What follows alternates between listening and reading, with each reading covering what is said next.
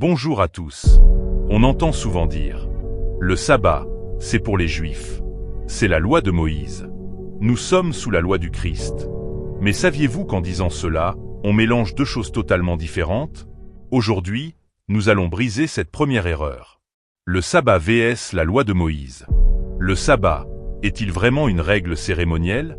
Restez bien attentifs, car ce que vous allez découvrir va changer votre regard sur votre Bible. Avant de commencer, cette vidéo est la première d'une série de 10. Si vous voulez rétablir la vérité dans votre vie spirituelle, abonnez-vous maintenant et activez la cloche pour ne manquer aucune des 9 prochaines leçons. Pour comprendre, prenons un exemple simple de la vie de tous les jours. Imaginez une entreprise. Il y a le règlement intérieur, c'est-à-dire la vision du patron, les valeurs morales, et il y a les procédures de maintenance, comment réparer une machine si elle casse. Si la machine est remplacée, la procédure de réparation change. Mais les valeurs de l'entreprise, elles, ne changent jamais. Dans la Bible, c'est pareil. Il y a deux lois. La loi de Dieu, les 10 commandements, écrite par le doigt de Dieu sur de la pierre, Exode 31, verset 18. Elle représente son caractère. Elle est éternelle. La loi de Moïse, la loi cérémonielle, écrite par la main de Moïse dans un livre, Deutéronome 31, versets 24 à 26. Elle contenait les sacrifices d'animaux pour le pardon des péchés. Le sabbat fait partie de la première. Il n'est pas une réparation pour le péché, il existait avant le péché, dès la création. Voir Genèse 2, versets 2 et 3. Certains disent que Jésus a apporté une nouvelle loi qui remplace l'ancienne. Mais écoutons Jésus lui-même dans Matthieu 5, verset 17. Il nous dit « Ne croyez pas que je sois venu pour abolir la loi ou les prophètes. Je suis venu non pour abolir, mais pour accomplir. » Accomplir ne veut pas dire supprimer. Quand un mari accomplit sa promesse de fidélité envers sa femme, est-ce que cela signifie que la fidélité est abolie? Au contraire, elle est renforcée. Jésus a aboli les sacrifices d'animaux, la loi de Moïse, parce qu'il est devenu le sacrifice ultime. Mais il n'a jamais aboli le sabbat. Au contraire, il a dit « Le sabbat a été fait pour l'homme ». Marc 2, verset 27. Il n'a pas dit pour le juif, mais pour l'humanité entière. Pourquoi Dieu a-t-il écrit le 4e commandement sur la pierre et non sur du papier? Parce que la pierre symbolise la permanence. Dans la vie courante, si vous signez un contrat important chez le notaire, vous ne le faites pas au crayon à papier, car vous ne voulez pas qu'on puisse l'effacer. Dieu a placé le sabbat au cœur de sa loi morale, entre l'interdiction de l'idolâtrie et l'interdiction du meurtre. Si le sabbat est aboli parce qu'il est juif, alors le vol et l'adultère le sont aussi? C'est illogique. Le sabbat est le sceau du Créateur. Mes amis, la vérité est claire. Le sabbat n'est pas une règle cérémonielle de Moïse qui s'est éteinte à la croix.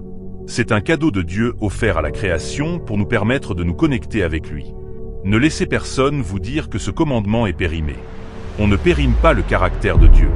Si ce premier point vous a éclairé, partagez cette vidéo à un frère ou une sœur qui se pose des questions. Et surtout, rendez-vous dans la prochaine présentation où nous analyserons l'erreur numéro 2, le changement du jour en l'honneur de la résurrection. Est-ce biblique? Nous verrons cela ensemble. Que Dieu vous garde.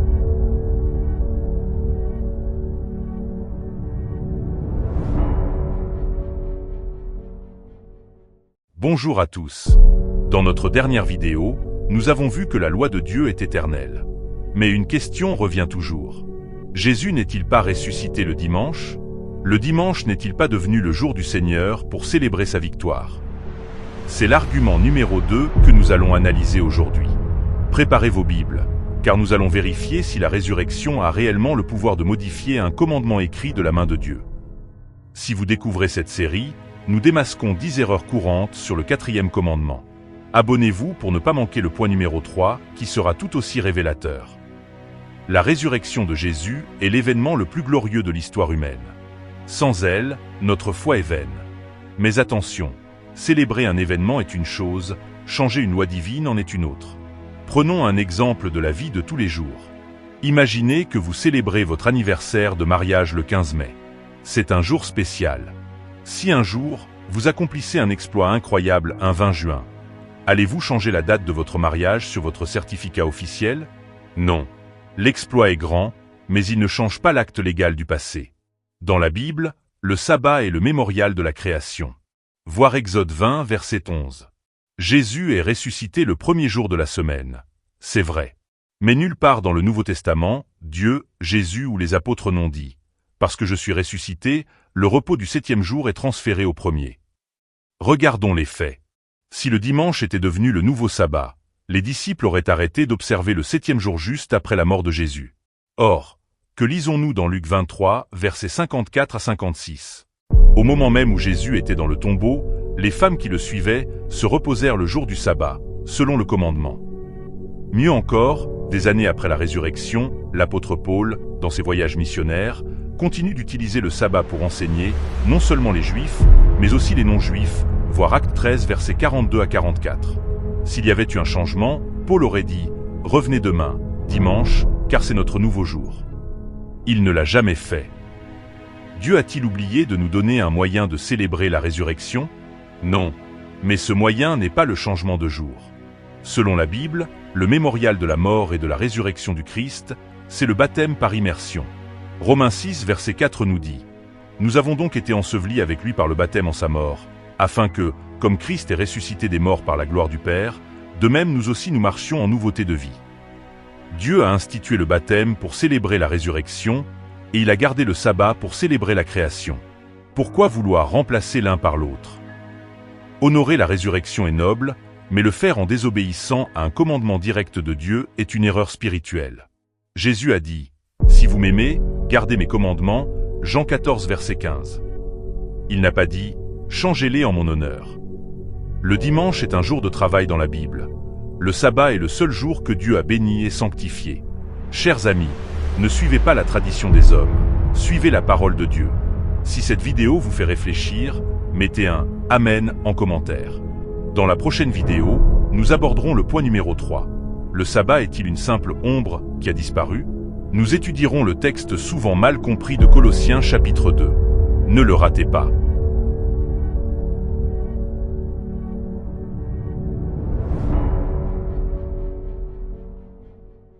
Bonjour à tous. Aujourd'hui, nous abordons l'un des arguments les plus techniques, mais aussi l'un des plus mal compris de la Bible. Vous avez sûrement déjà entendu ce verset. Que personne donc ne vous juge au sujet du manger ou du boire, ou au sujet d'une fête, d'une nouvelle lune ou des sabbats. Beaucoup disent, vous voyez, Paul dit que le sabbat est une ombre du passé. Mais, Paul parlait-il vraiment du sabbat des 10 commandements? Préparez-vous, car nous allons plonger dans le texte original pour découvrir une vérité que beaucoup ignorent. Cette série de 10 présentations avance.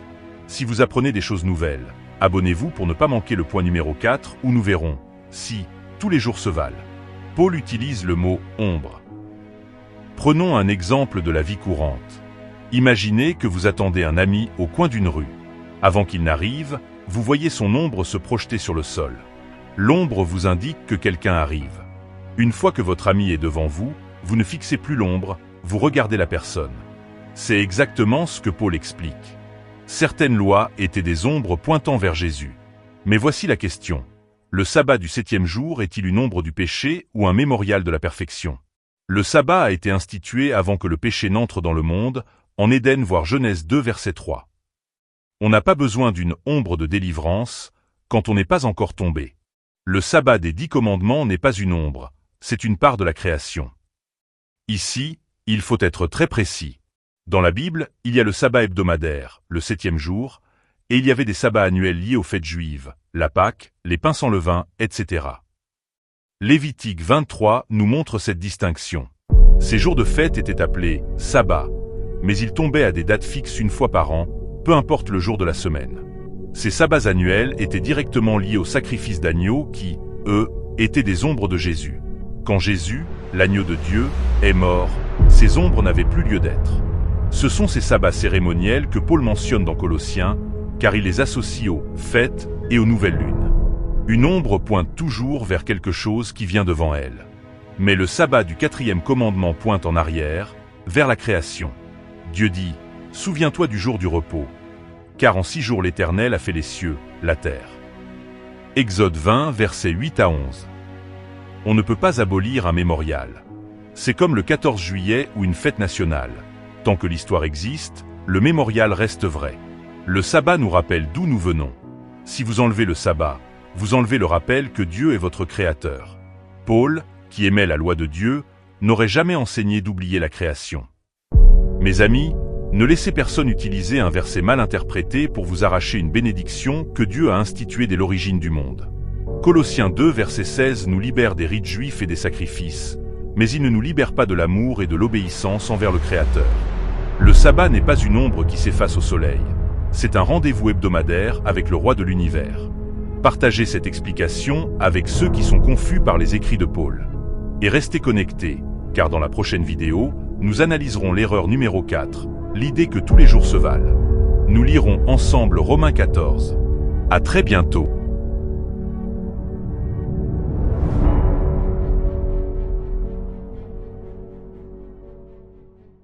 Bonjour à tous. Nous arrivons à l'un des arguments les plus populaires chez ceux qui veulent relativiser le sabbat.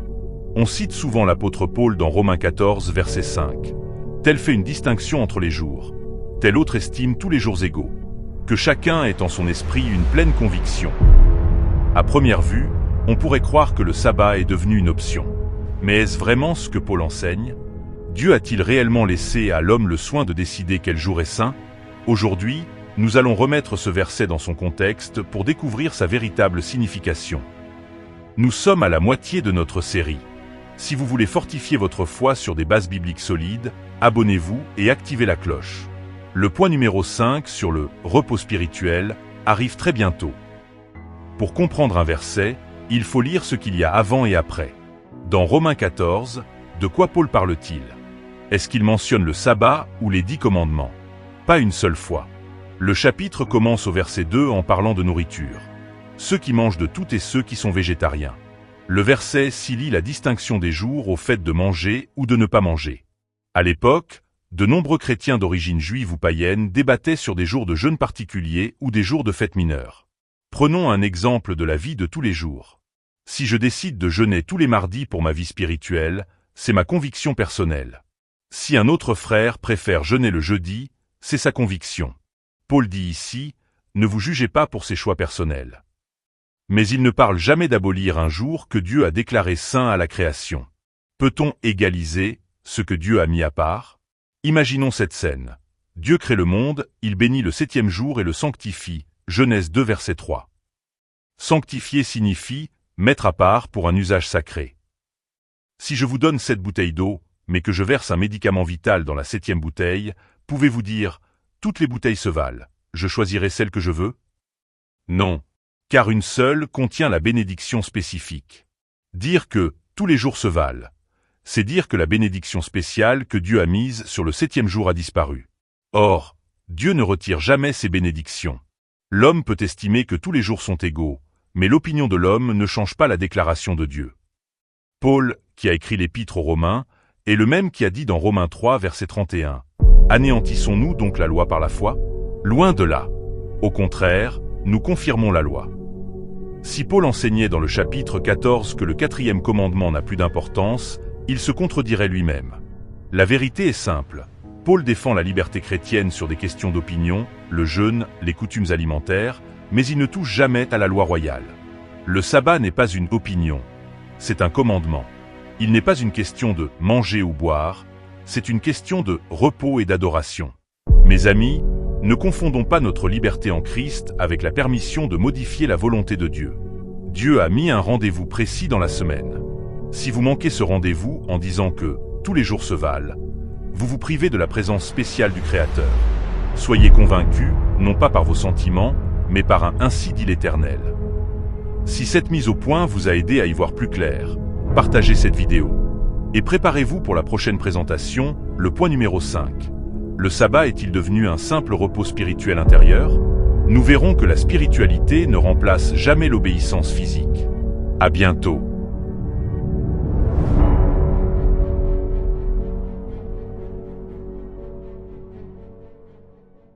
Bonjour à tous. Nous arrivons à un argument très subtil. Beaucoup de chrétiens disent « Le sabbat n'est plus un jour physique, c'est un repos spirituel en Jésus. Puisque je me repose en Christ chaque jour, je n'ai plus besoin d'observer un jour de 24 heures. » C'est une belle idée, mais est-elle biblique? Peut-on remplacer un commandement physique par un sentiment spirituel?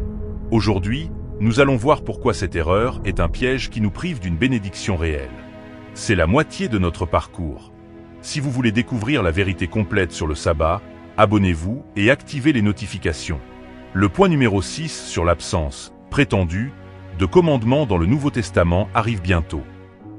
Dire que le sabbat est uniquement spirituel, c'est comme dire à son conjoint « Je t'aime dans mon cœur tous les jours, donc je n'ai plus besoin de passer du temps spécifique avec toi, ni de fêter nos dates importantes. » Est-ce que cet amour spirituel suffirait à maintenir la relation?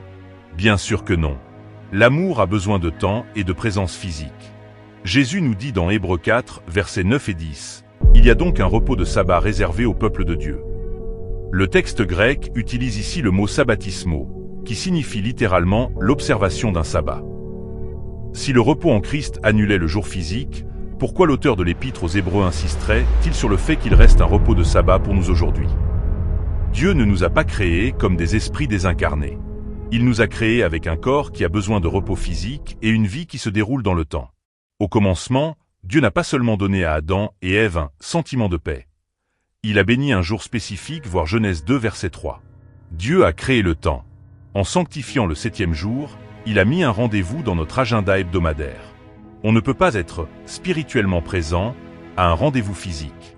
Si Dieu vous attend le samedi et que vous lui dites « Seigneur, je suis avec toi spirituellement le mardi », vous manquez le rendez-vous.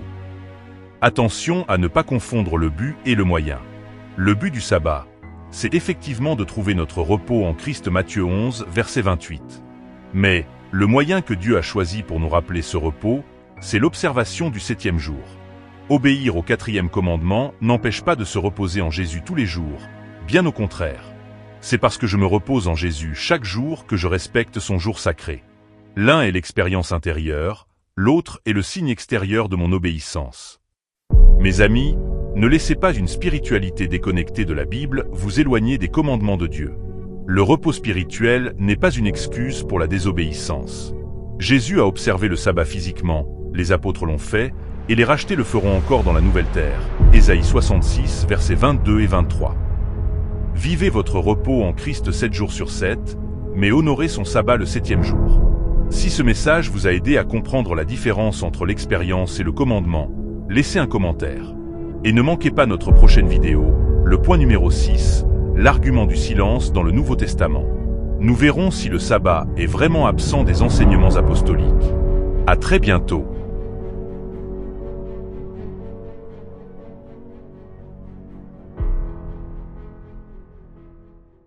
Bonjour à tous.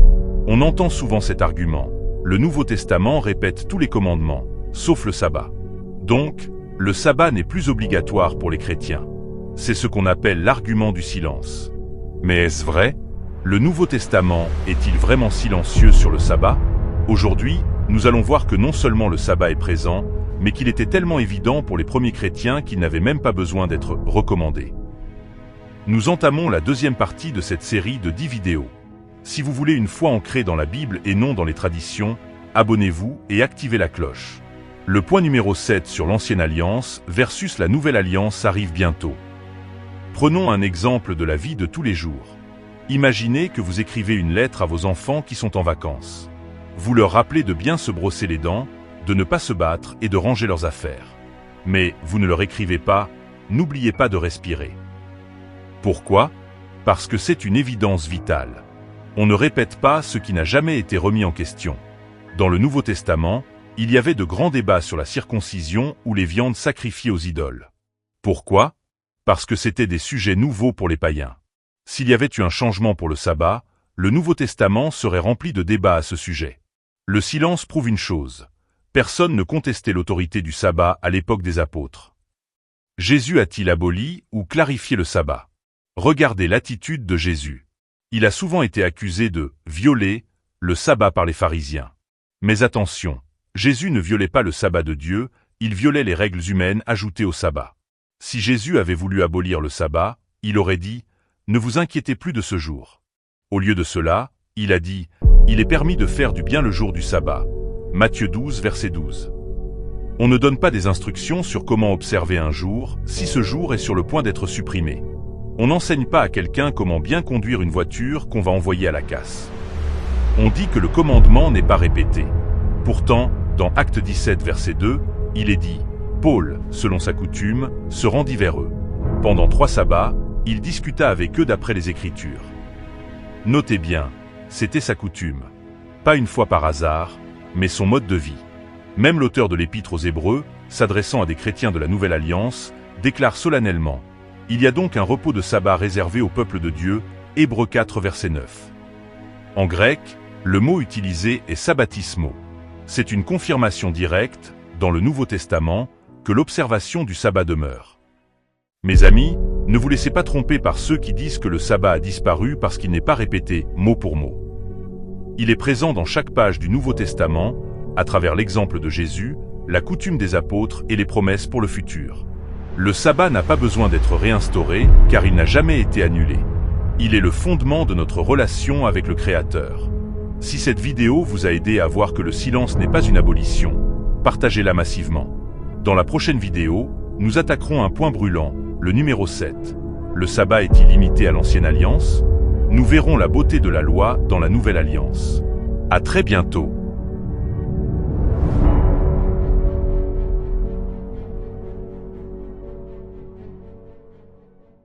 Bonjour à tous. L'une des erreurs les plus courantes est de dire « le sabbat, c'était l'Ancienne Alliance.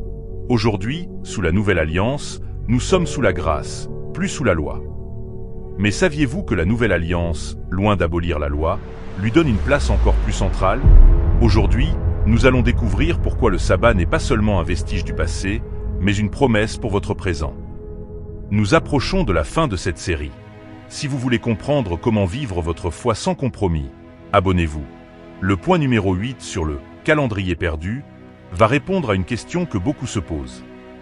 Qu'est-ce que la Nouvelle Alliance? Beaucoup pensent que la Nouvelle Alliance signifie que Dieu a changé d'avis. Mais lisons la définition de la Nouvelle Alliance dans Hébreux 8, verset 10, citant Jérémie 31.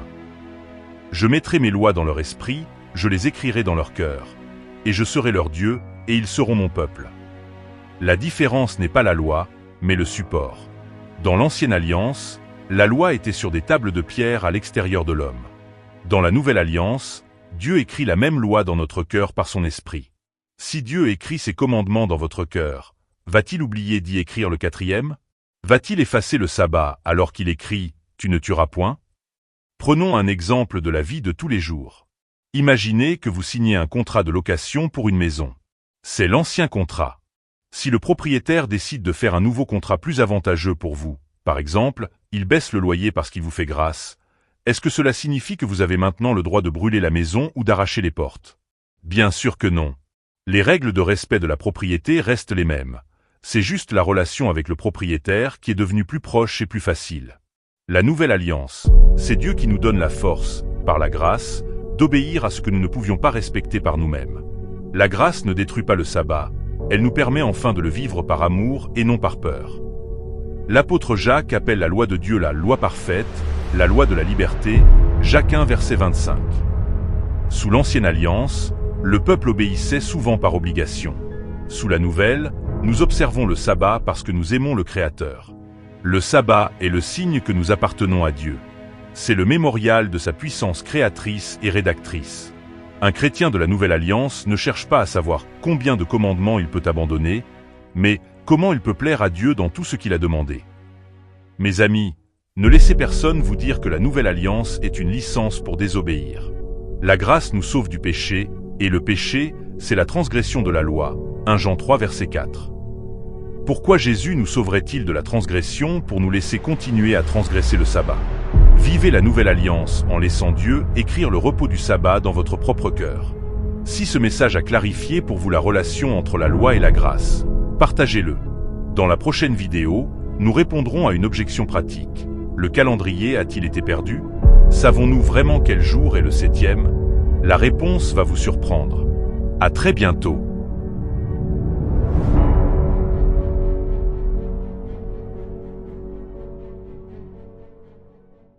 Bonjour à tous.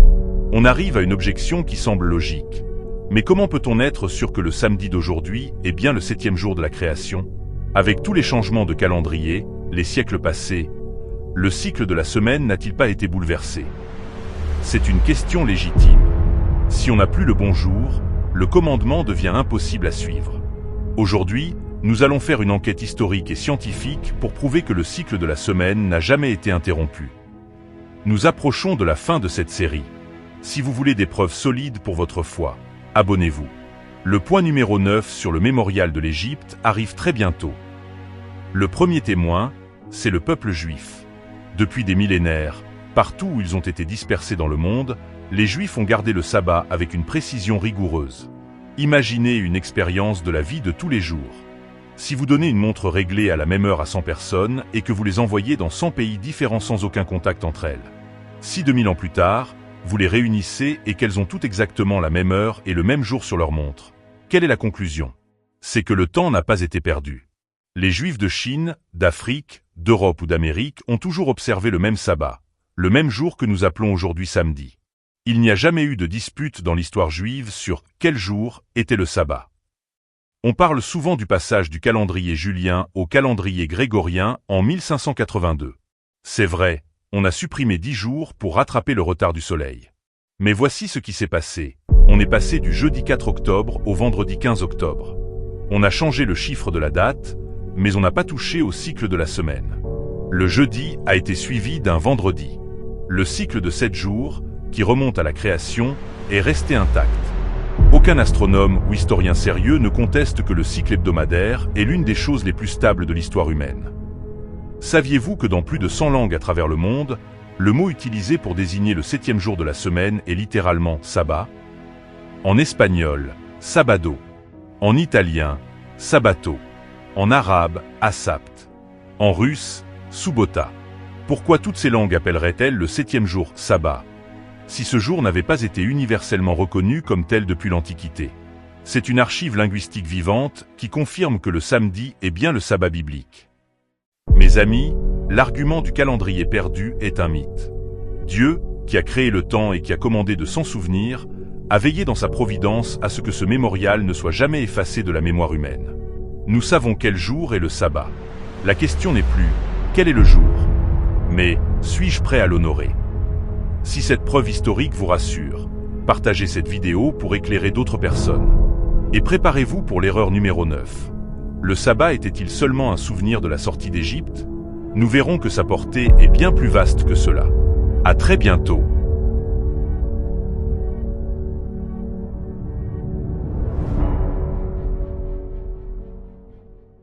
Bonjour à tous. On entend parfois cet argument. Dans le Deutéronome, Dieu dit qu'il a donné le sabbat parce qu'Israël était esclave en Égypte. C'est donc une fête nationale juive pour célébrer leur libération, rien de plus. Est-ce vrai? Le sabbat est-il né dans les briques de l'esclavage égyptien ou dans la perfection de la création? Aujourd'hui, nous allons comparer les deux versions des 10 commandements pour comprendre la profondeur de ce que Dieu nous demande. C'est l'avant-dernière vidéo de notre série. Si vous voulez avoir une vision complète et ne pas être ébranlé par des arguments superficiels, abonnez-vous. La 10e vidéo sur la confusion entre le sabbat et le légalisme sera le bouquet final. Il est vrai que dans Deutéronome 5 verset 15, Dieu mentionne la sortie d'Égypte comme une raison de garder le sabbat. Mais lisons la version originale, écrite par le doigt de Dieu sur les tables de pierre dans Exode 20 verset 11.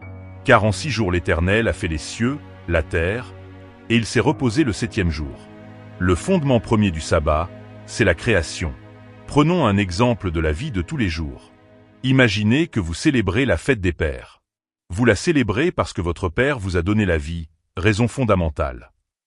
Mais si un jour, votre père vous sauve aussi de la noyade, vous aurez une raison supplémentaire de lui être reconnaissant ce jour-là. Est-ce que le fait qu'il vous ait sauvé annule le fait qu'il vous a donné la vie? Non. Cela ne fait qu'ajouter une couche d'amour et de gratitude. Pourquoi Dieu mentionne-t-il l'Égypte dans le Deutéronome? Parce qu'en Égypte, les Israélites ne pouvaient pas se reposer. Ils étaient forcés de travailler 7 jours sur 7.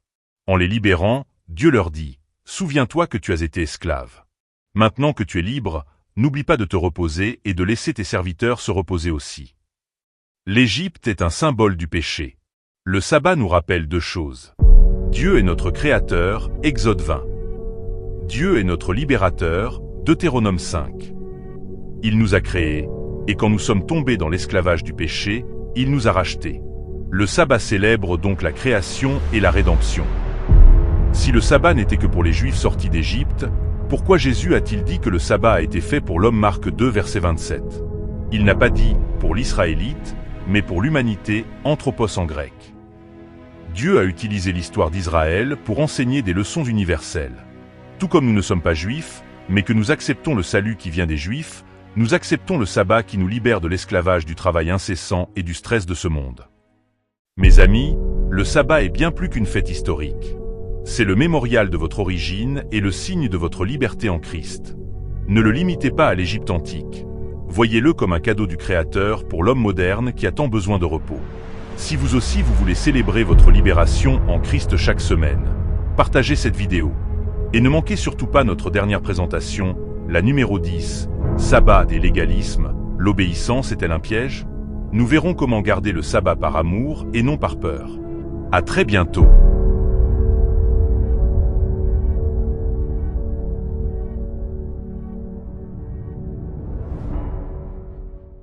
Bonjour à tous. Nous voici au terme de notre série de 10 présentations. Pour finir, nous abordons l'objection la plus émotionnelle. Vouloir garder un jour précis, c'est du légalisme. Nous sommes sauvés par la foi, pas par l'observation d'un jour. C'est une crainte légitime, car personne ne veut être un pharisien moderne. Mais est-ce que l'obéissance est l'ennemi de la foi? Aujourd'hui, nous allons voir que le vrai sabbat est l'antidote parfait contre le légalisme. C'est notre dernière vidéo. Si cette série vous a aidé à voir plus clair, abonnez-vous pour nos prochaines études bibliques. Merci d'avoir suivi ce parcours avec nous. Commençons par définir les mots. Le légalisme, c'est croire que l'on peut gagner son salut ou l'amour de Dieu par ses propres efforts. Prenons un exemple de la vie de tous les jours. Imaginez un enfant qui range sa chambre uniquement parce qu'il a peur d'être puni ou parce qu'il veut acheter un cadeau de ses parents. C'est une relation de transaction. Mais imaginez un enfant qui range sa chambre parce qu'il aime ses parents et qu'il sait que cela leur fait plaisir. Est-ce que son obéissance est du légalisme? Non, c'est de la gratitude. Garder le sabbat ne nous sauve pas. Seul le sang de Jésus nous sauve. Mais parce que nous sommes sauvés, nous aimons ses commandements. Le légalisme dit « je fais pour être sauvé ». L'Évangile dit « je suis sauvé, donc je fais ». En réalité, le sabbat est le commandement le moins légaliste de tous. Pourquoi? Parce qu'il nous ordonne de ne rien faire. Le sabbat nous rappelle que le monde continue de tourner sans notre travail. Il nous rappelle que Dieu a tout fini à la création et que Jésus a tout fini à la croix. Chaque samedi, en nous reposant, nous disons au monde « Je ne compte pas sur mes œuvres pour vivre, je compte sur la provision de Dieu ». Le sabbat est une leçon hebdomadaire de confiance totale en la grâce de Dieu. Jésus a dit « Si vous m'aimez, gardez mes commandements » Jean 14, verset 15. L'amour n'annule pas les règles, il les transforme en délices. Si vous invitez un ami à dîner et qu'il arrive avec 2 heures de retard sans prévenir, il ne viole pas une loi de l'État, il blesse votre relation. Le sabbat est un rendez-vous d'amour. Dire « peu importe le jour », c'est comme dire à un ami « je viendrai quand je veux, ton invitation n'a pas d'importance ». Le vrai chrétien ne voit pas le sabbat comme un fardeau, mais comme un privilège de passer du temps exclusif avec son Sauveur. Mes amis, nous avons parcouru 10 erreurs courantes. Nous avons vu que le sabbat est biblique, éternel, historique et spirituel. Ce n'est pas une chaîne qui nous lie, c'est un cadeau qui nous libère. Le sabbat est le signe qui sépare ceux qui suivent les traditions humaines de ceux qui suivent l'agneau partout où il va. La question finale n'est pas une question de théologie, mais une question de cœur. Allez-vous répondre à l'invitation de votre Créateur ce prochain sabbat? Merci d'avoir suivi cette série sur les 10 mensonges sur le sabbat. Partagez la playlist complète à vos amis. Que la paix et le repos de Dieu soient avec vous. Maranatha.